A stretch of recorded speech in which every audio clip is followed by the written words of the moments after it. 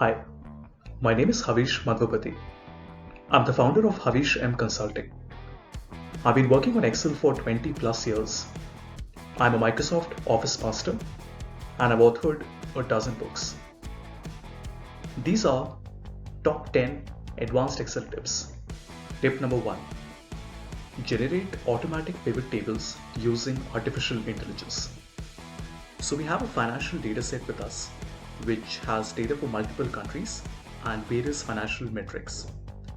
If we want to convert this into multiple pivot tables automatically, we click on Home, then select Ideas, and this uses Microsoft Cognitive Services to automatically analyze my dataset and provide to me a number of results.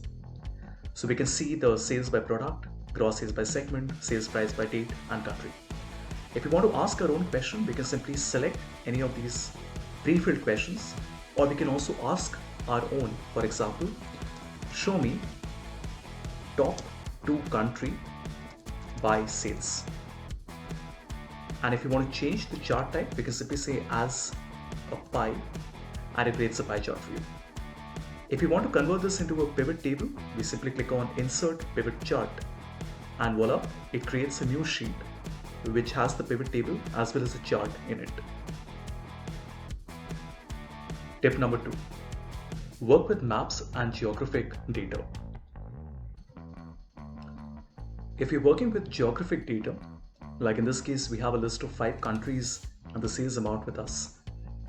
If you want to find out the calling code and the currency code, the first thing we will have to do is to select our data set, click on the data tab, and then convert this into geography. Once that happens, you notice a small icon appears here, and if you click on that icon, it shows you a small preview and gives you details about that particular country.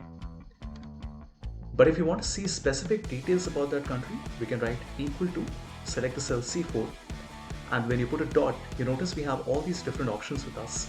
For example, I can choose calling code, and I can also choose equal to C4 dot currency code, and we can drag this below, and voila, we get a list of the calling codes for all these countries as well as the currency code. And if we add one more country below this, we can simply copy this formula down. Tip number 3. Work with stock and financial data. Similar to the last example, we can also work with stocks data type. So we can select these 6 names, click on data, then on stocks. This converts all of these 6 names into the stock data type. And then if we want details about these stocks, we can simply write equal to B3 dot, and then I can select high, or let us say the first one is open. Then we have equal to B3 dot high, equal to B3 dot low, and then finally equal to B3 dot change. And we can simply copy this down. Again, if we add another name in the future, for example, Tata Motors, you notice that sometimes you might get a question mark because it doesn't identify which stock market it belongs to, but we get a data selector window on the right side, and we can simply select that it belongs to National Stock Exchange, and we can copy this down. And if we click on this icon, we can see details about that stock. Tip number 4. Get data from internet automatically. This is how we get data from the internet directly. So I have moneycontrol.com that is already open. We can simply copy this URL, come to Excel, select data from web, and then place the URL in this box. Now, depending on the complexity of the website, this might take anywhere from 10 seconds to a minute. But what is happening in the background is that it is going through the HTML code and identifying all the tables that are there on the website. So if we select our first table, you notice the data is there, but it is not 100% clean. So we can click on Transform Data. This opens up Power Query Editor, and as you can see, we can name our first column as the stock name. We can call this the value. The third one is the change. And because the final one is a percentage, we will need to divide this by 100. So we can select add column, custom column, and then say that the percentage change is column 4 divided by 100. Once we convert this into a percentage, we are happy with the data layout. We can click on Home, Close and Load, and this data, which has already been cleaned, gets loaded back to an Excel sheet. If we want to refresh this, we don't have to go to the website anymore. We can simply click on Query and Refresh, or we can right click and then select Refresh. And we also have an automatic refresh option. So if we select Properties, we can set an automatic refresh for every minute.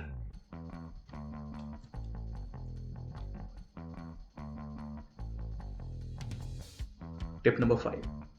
Combine multiple Excel files. I have a sales data on my desktop where there is a folder called sales data which has 3 Excel files in it: data 001, 002 and 003. 001 has 4 rows in it, 002 has 6 rows in it, and 003 has 8 rows in it. I'm going to close all these 3 Excel files. To combine all the 3 files from a folder and combine them on an Excel file, we select Data, Get Data, From File, and then From Folder. We will browse, select the folder, and press OK. So Power Query is now going to tell us there are 3 files in that folder. We click on Combine and Transform. And now this opens up the Power Query editor, and we can select the sheet that we want to append. Select OK.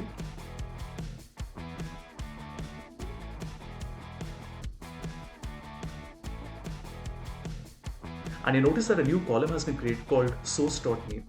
And as you can see, all the rows have been added together. So we don't really need this column anymore. So I can right click and remove this. Click on Close and Load. And the data goes back on your Excel, append it. The best part is that in the future, if you're adding more files, for example, I'm just making this data 004, we are taking the same rows as earlier.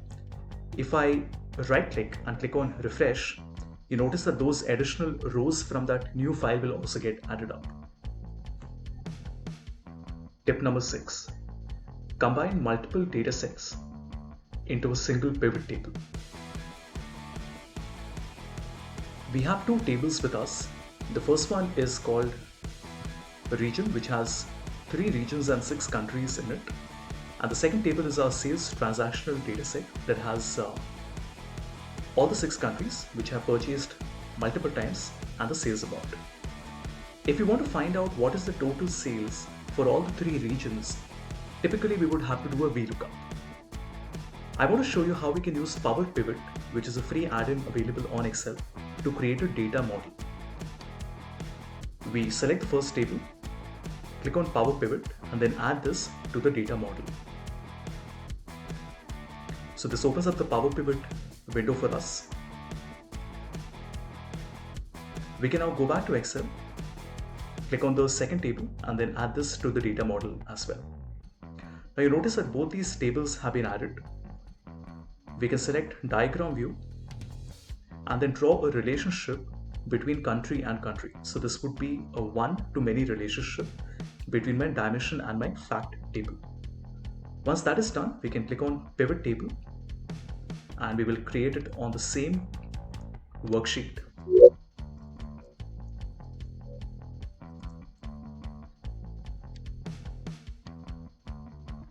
And you notice this is created a pivot table for us where we can see region and sales. So if I select region and put it in rows and select sales and put it in values, we're able to see the region-wise breakup of the sales amount, despite the fact that my region and my sales columns are lying in different tables. Tip number 7. Create calculations in pivot tables. As a continuation of the previous example, we have already created a relationship between the two tables. But assuming we want to do a calculation, let us say the target for next year is a 10% growth over the previous year sales. Now the problem here is that the calculation is outside the pivot. That means that we can't combine it along with the pivot table. To do a calculation inside the pivot, we have to create a measure. So we click on measures and then new measure. And this will simply be called target. And the function is sum of sales into 1.1. Now this has become an added measure inside my pivot. As you can see on the right side, there is a FX symbol on it, and target has now become a part of my pivot table. Tip number 8. Find a list of unique items from a list. We have a list of countries that have been given to us, and we want to generate a list of unique countries. So we can simply write equal to unique. And this is a dynamic array function, which means that we only write the function in one cell. But when we select the range, our result is populated across multiple cells. Wonderful, right? And if we want to sort this data, we can simply say equal to sort. And then we only select the first cell, which is F3, and then put a hash sign. And that also sorts my data in an ascending order. So we have the unique function followed by the sort function. Tip number 9. Get multiple column results using VLOOKUP. We have a sales dataset that has a list of 10 customers with their city, the region, and the sales. Our lookup column is the customer ID. Now typically when we write a VLOOKUP, we would say equal to VLOOKUP, select the ID, select our table array, and then put number 2 as the column number, and then an exact match. So this gives us the customer name, but if you want all the 4 columns as a result, we can simply change this to an array where we say 2, 3, 4, 5. And this will return all the 4 columns for you. An alternative to doing the VLOOKUP with an array is to simply use an XLOOKUP function in which we can choose our lookup value, choose our lookup array, and then choose our return array as well. And that gives us the same result. The XLOOKUP is much better because it offers several other capabilities in addition to the standard VLOOKUP.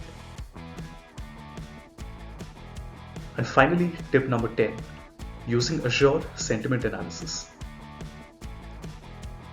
We have 4 statements from a survey that was conducted. The first one says the performance was excellent. The second one says it was mediocre. The third one says it could be better. And the fourth one says that it was not good. If we want to run sentiment analysis on this, we click on Insert, select Get Add-ins, and we can select this add-in called Azure Machine Learning. As you can see, I've already added this add-in.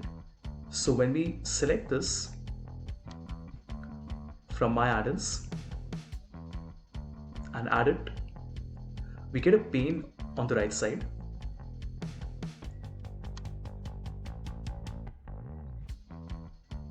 And what this does is it gives us the ability of using Azure Machine Learning to run sentiment analysis on our data. So we can click, select our data set, which is B4 to B7, and we want our result to come in C4. And when we click on predict, you notice that